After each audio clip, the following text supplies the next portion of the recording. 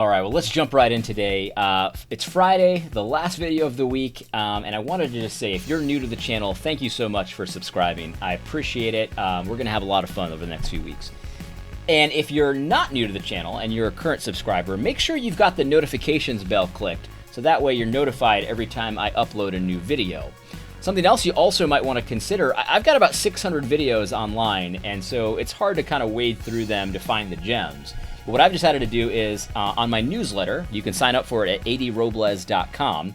On my newsletter, I'm sending out twice a week videos that I've curated that I think are helpful for our current context. Things that are either entertaining or informative, whatever it is, I'm sending that out twice a week. So it's just going to be a link and maybe a few words about the video and things like that. So if you're interested in seeing some old school content and me picking out what I think is the most interesting, sign up for my newsletter at adrobles.com. That's adrobles.com. I wanted to jump into this as a quick video for today because you're still not crazy. You know, it's Friday and you're still not crazy. You're definitely seeing all kinds of woke, Christians, supposed Christians, teaching all kinds of strange things that don't come from the scripture. And you're seeing the partiality that you're seeing. Don't disbelieve your eyes. It's all real. You know, you've seen that things that were okay yesterday, they're no longer okay. Things that were unracist yesterday are now racist today. You're seeing that stuff. It's real. And it doesn't matter what you do. A lot of people are noticing, like, it really doesn't matter what you do. You're going to be called a racist. You're guilty first, and then they'll find reasons why you're guilty. One classic example is, have you heard this? White silence is white violence. If you don't say anything about this, then you're complicit. You're a racist. That's tantamount to violence. But then if you say something, well, you need to yield your space because this is not really your place. You need to let black and brown people speak right now. And so you see, it doesn't matter if you say something, well, you're basically damned. If you don't say something, well, you're basically damned. You see, the whole system is set up to make a certain group of people guilty, and then they'll figure out how you're guilty. And this is part of this system. This is not just random people that are saying this and they're just a little bit confused in their mind. No, this is part and parcel of the social justice movement. The social justice movement is all about partiality. The social justice movement, the woke church, the cult is really what it is all about injustice when you really think about it. One Bible verse that a lot of Christians have memorized is from Hebrews chapter 13. It says, Jesus Christ is the same yesterday, today, and forever. And it's a very simple thing to memorize, but it's a very profound truth because God is consistent. The things that pleased Jesus Christ yesterday are going to please him tomorrow. The things that displeased Jesus Christ yesterday are going to displease him tomorrow. You see, God is consistent, he's fair, and he is justice personified. He's a just God. He's not capricious. He's not arbitrary. He has one law. He says again and again and again in his scripture, right? In his word, that he's not partial and therefore you shouldn't be partial. There's one law, no matter if you're poor or if you're rich, no matter if you've got dark skin or if you have a light skin, no matter if you're part of the oppressor class or the oppressed class, as if there was really such a thing. There's one law. Everyone gets treated fairly. There's one law. And God also says you can't treat people with partiality even if they oppressed you in the past. In fact, in Exodus, he's telling his people, he says, you shall not despise an Egyptian. And he says, the reason why you shall not despise an Egyptian is because you were a sojourner in his land. And I can just see the YouTube comments on that video. Jesus, what are you talking about? They weren't sojourners, they were slaves. What are you saying slavery is good? What are you, some kind of evil bigot?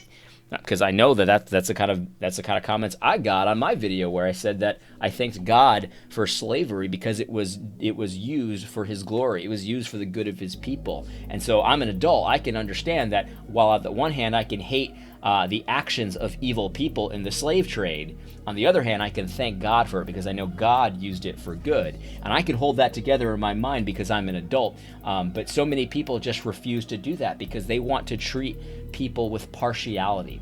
That's what they want to do. And the reality is, so much of this stuff, if you really follow it to its logical conclusion, would have to be applied to God himself. And actually, that's part and parcel of critical theory as well. Because eventually, the whole thing is going to get turned on its head, and now Christians are going to be the privileged class. In fact, for non-Christian woke people, there's such a thing as Christian privilege as well, where Christians are guilty, and then we'll figure out how they're guilty. And so the reality is, my suggestion to you is to just forget about these woke church people. Don't worry about what they say.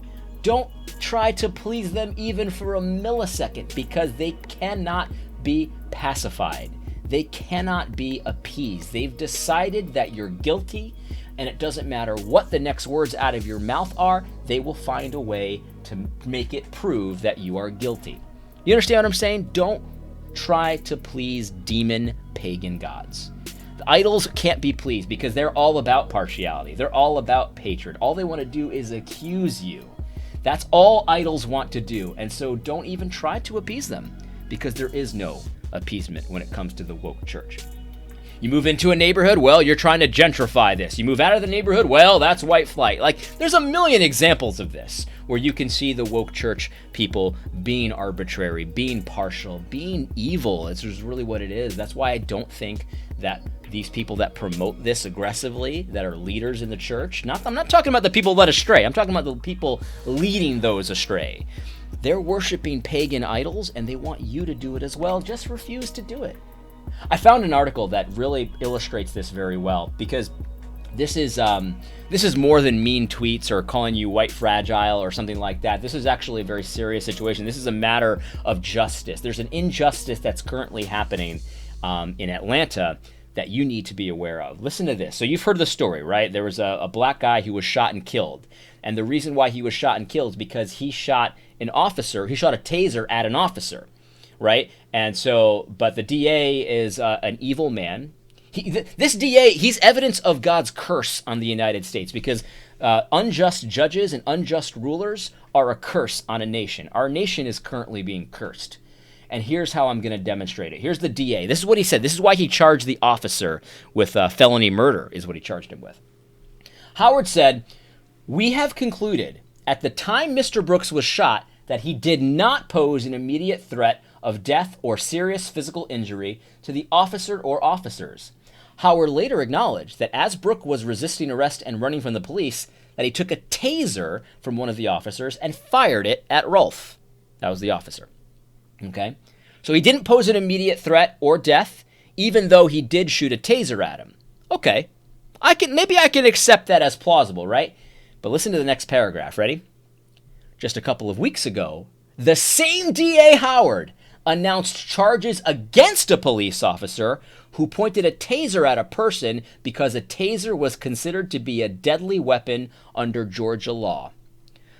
So last week, the police officer was guilty because a taser is a deadly weapon.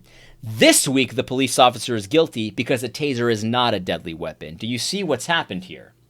Do you see what's happened here? This is what the woke cult is all about. This is what the social justice movement is all about. It's an Orwellian name because social justice is upside down justice. It's the opposite of justice. It's injustice.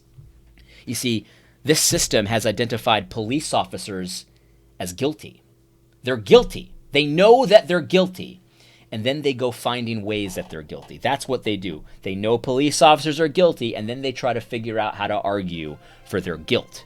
And it doesn't matter if the arguments are contradictory. It doesn't matter if they're true or untrue. It doesn't matter, because that's not the point. The point is to put the guilty in their place, and it doesn't matter what the law says. So whether or not a taser is a deadly weapon, that really doesn't matter to my argument here, because the DA here has used both as a justification for charging officers with crimes. And that's unjust. That's sinful. That's pagan. That's wicked. And this is what the woke church is doing to people in the church.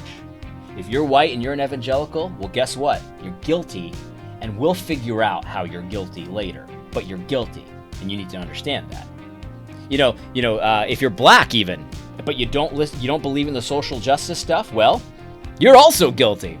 In fact, Eric Mason, he's the one who said, and I'll post this video one day, he's the one that said that if you're black and don't agree with him on social justice, well, you're Angloid on the inside. So you're also guilty. The woke church is the essence of hatred. The essence of hatred. And I want to just reach out to those of you who are dabbling in some of this woke stuff, this social justice stuff. I know you're conflicted.